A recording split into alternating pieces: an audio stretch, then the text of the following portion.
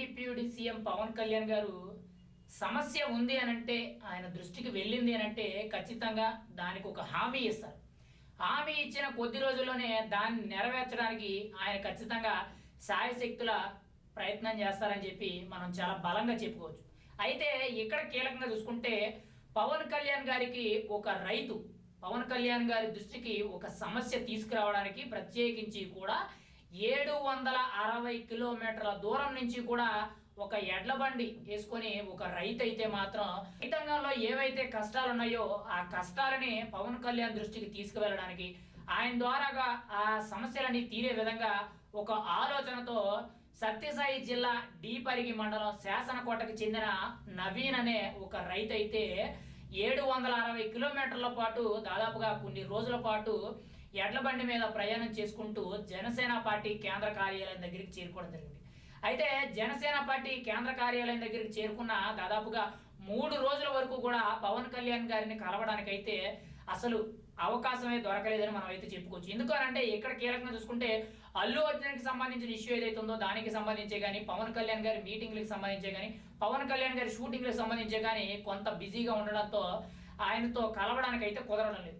అయితే ఈరోజు తాజాగా చూసుకుంటే ఈ రైతు ఒక వీడియో అనేది సోషల్ మీడియాలో పోస్ట్ చేయడం జరిగింది. అయ్యా పవన్ కళ్యాణ్ గారు మిమ్మల్ని కలవడం కోసం అని చెప్పి ఎక్కడో 770 కిలోమీటర్ల నుంచి ఎడ్ల బండి మీద వచ్చానయ్యా, 3 రోజులు అవుతుందయ్యా, ఒక్క అవకాశం ఇవ్వండి అని చెప్పి ఆయన ఒక వీడియో రికార్డ్ చేసి సోషల్ మీడియాలో పెట్టడం జరిగింది.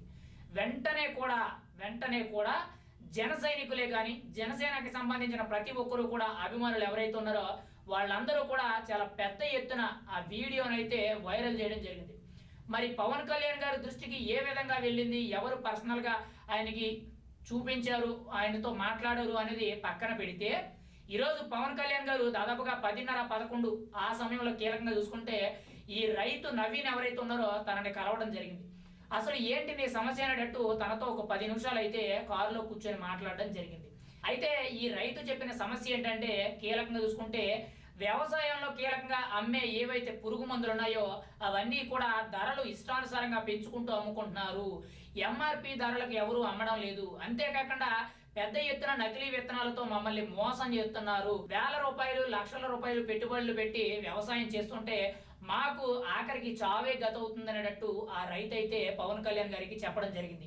అంటే మార్కెట్లో ఏదైతే పురుగు మందులే కానీ యూరియా బస్తాలే కానీ ఏవైతే వ్యవసాయానికి సంబంధించిన కొన్ని మందులు ఏవైతే ఉంటాయో అవన్నీ కూడా మార్కెట్లో ఇష్టానుసారంగా అమ్ముకోవడమే కాకుండా దళారీలు మా మీద పెత్తనాలు చేస్తున్నారు. మేము పండించిన పంట ఏదైతే ఉందో దళారీలు మా మీద దౌర్జన్యంగా తక్కువ ధర కట్టి మమ్మల్ని మోసం చేసి మా దగ్గర పంట లాక్కుంటున్నారు అనేటట్టు కొన్ని వ్యవసాయానికి సంబంధించిన ఇబ్బందులన్నీ కూడా ఒక పేపర్ మీద రాసి ఒక ప్రకటన అనేది ప్రత్యేకించి కూడా పవన్ కళ్యాణ్ గారితో ఒక 10 నిమిషాల పాటు పవన్ కళ్యాణ్ గారితో మాట్లాడి తన వినతి పత్రం అనేది ఇవ్వడం జరిగింది.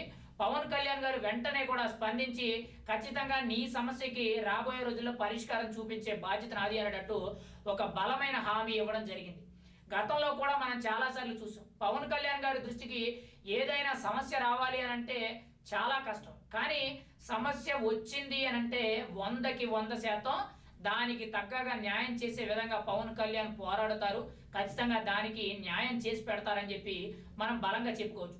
అదే కోణంలో చూసుకుంటే గతంలో ఎన్నో ఇన్సిడెంట్లు అనేవి ఇలాగే జరిగినాయి. ఖచ్చితంగా ఈ రైతుల సమస్య గురించి ఎవరైతే ఈ సత్యసాయి జిల్లాకి చెందిన నవీన్ అనే రైతు అంత దూరం నుంచి కష్టపడి వచ్చి దాదాపుగా వారం 10 రోజుల నుంచి కూడా తినక చాలా ఇబ్బందులు పడుతూ ఎడ్ల బండి మీద 760 కిలోమీటర్లు ప్రయాణం చేసి వచ్చాడనంటే ఆ రైతు సాహసానికి మెచ్చుకోవాలి. ఖచ్చితంగా తన గురించి తెలుసుకున్న పవన్ కళ్యాణ్ వెంటనే కూడా తనకి 10 నిమిషాల పాటు టైం కేటాయించి తనతో మాట్లాడడం జరిగింది.